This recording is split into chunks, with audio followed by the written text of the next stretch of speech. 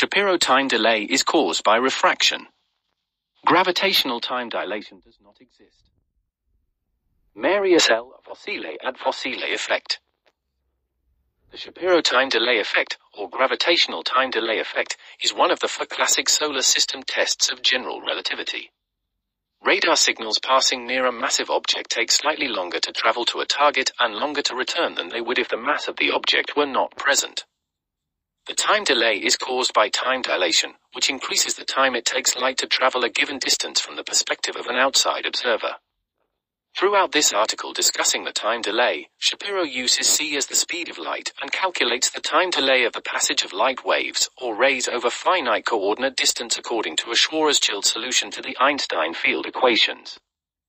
Wikipedia. And, just like Einstein, he completely ignores refraction, which makes his whole calculation wrong, because he does not understand basic physics, which require to take into consideration the index of refraction of the medium, which slows the speed of light and of radio waves, electromagnetic waves in general, each time the wave enters a medium. Which is why the radio wave will slow down when passing near a massive object, because of the atmosphere which surrounds the massive object, i.e. sun or planet, which causes the radio wave to refract and decrease its speed to v equals c then, where n is the index of refraction of the medium. And, since time is distance over velocity, t equals d v, then if the velocity v decreases, the time t increases. So it will take a longer time for the radio wave to travel the same distance than if it was traveling at the speed of light in a vacuum c. That's where the time delay comes from. It has absolutely nothing to do with gravity or general relativity.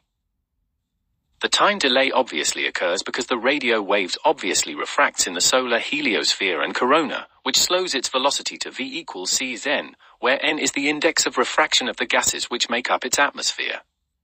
But the solar atmosphere heliosphere is not uniform. It has many layers with different densities and indexes of refraction, just like the Earth's atmosphere.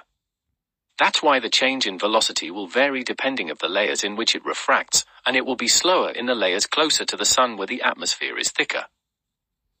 Shapiro completely ignored the gaseous atmosphere which surrounds the sun and used c the speed of light in a vacuum everywhere in his calculations, instead of v equals c hen. As if the sun did not have any atmosphere and was surrounded by a pure vacuum. Because he was ignorant of refraction, Shapiro simply confused the effects of atmospheric refraction, i.e. light bending and slowing, with those of gravitation. So, just like in the case of gravitational redshift, which was confused by Pound and Rebka with refractional redshift from the gases, which they used in the experiment, Shapiro ignored refraction and confused an effect produced by refraction with one of gravitation. Which proves once more that general relativity is an absurd pseudoscience based on a complete ignorance of classical physics and refraction.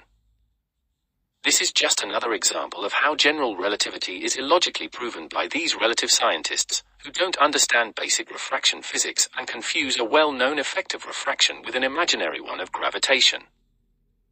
They never use the formula v equals c of n, where n is index of refraction, which is learned in high school, probably because they failed it, just like Einstein.